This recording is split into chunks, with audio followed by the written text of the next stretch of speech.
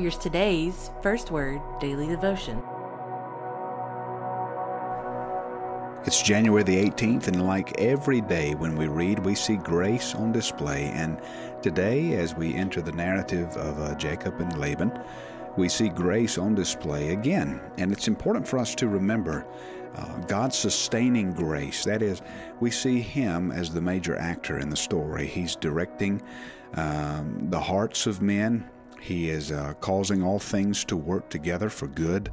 He doesn't leave despite all the mistakes that are made, and these mistakes are many. Look at what happens here. Jacob saw that Laban did not regard him with favor as before. Then the Lord said to Jacob, "Return to the land of your fathers and to your kindred, and I will be with you." And that's what the Lord said to Jacob. Now look at verse 5. "But God, the God of my father, has been with me. You know that I have served your father with all my strength, yet your father has cheated me and changed my wages 10 times. But God did not permit him to harm me." Again, who's in control? God is in control. He's sovereignly directing the events. And there's a lot of twists and turns, but He's still sovereign. Look at verse 11. "The angel of God said to me in the dream, 'Jacob.' And I said, 'Here I am.'" And then look at what happens in 12. "He said, 'Lift up your eyes and see all the goats that mate with the flock are striped, spotted, and mottled. For I have seen all that Laban is doing to you.'"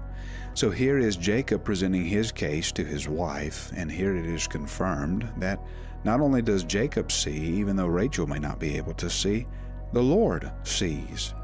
And then in verse 13, "I am the God of Bethel," there again we have that repeated, "where you anointed a pillar and made a vow to me. Now arise, go out from this land and return to the land of your kindred." And then we have this important piece of the narrative come in verse 19. When Laban catches up, we learn that Rachel stole her father's household gods. We're not given much information on why she did this, but we are learning that Laban is an idolater. He's an idol worshiper.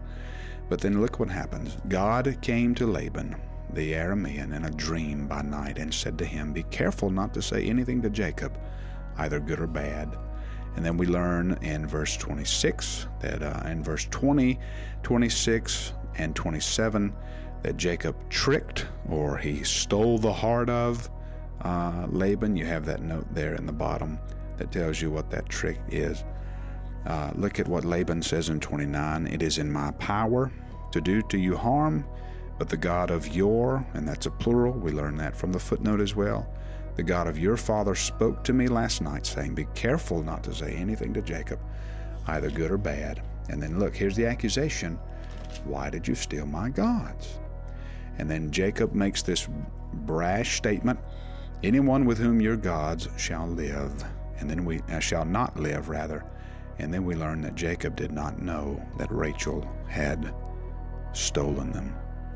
And then we have our Lord coming in Matthew chapter 10 to let us know about deception and lying and all the twists and turns, and how none of that will be tolerated in His kingdom. Listen to what He says. "Nothing is covered that will not be revealed, nothing that is hidden that will not be known. What I tell you in the dark, say in the light, and what you hear whispered, proclaim on the housetops. Do not fear those who kill the body, but cannot kill the soul. Rather fear Him who can destroy both soul and body in hell." And then we learn this about our dedication to the Lord. "Whoever loves," verse 37, "father or mother more than me is not worthy of me. And whoever loves son or daughter more than me is not worthy of me.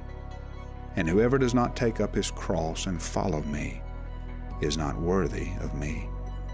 Whoever finds his life will lose it, and whoever loses his life for my sake will find it." And then finally, to point out just one thing real quick. That is verse 19 of the psalm that we're reading today. And when you're reading the Psalms, don't forget to read the superscription there. All of that in all caps is inspired as well. But Psalm 18 In verse 19, we learn that he brought me out into a broad place. He rescued me because he delighted in me. There again we see God's grace. Even though in the next verse we see the Lord deals according to my righteousness, well, you can't read verse 20 apart from verse 19. Do this, my son, Proverbs 6 says, and save yourself.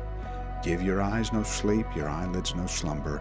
In other words, if we were to read Proverbs chapter 6, if Jacob would have read Proverbs chapter 6, he would have dealt with what he learned from Laban. He would have dealt with Laban a lot sooner. And as we're thinking about deception and how it won't be tolerated in the Lord's kingdom, let's close today by Proverbs 6:19. And that is this list of 6 things that the Lord hates. And the last thing here that's mentioned is a false witness who breathes out lies, and one who sows discord among brethren.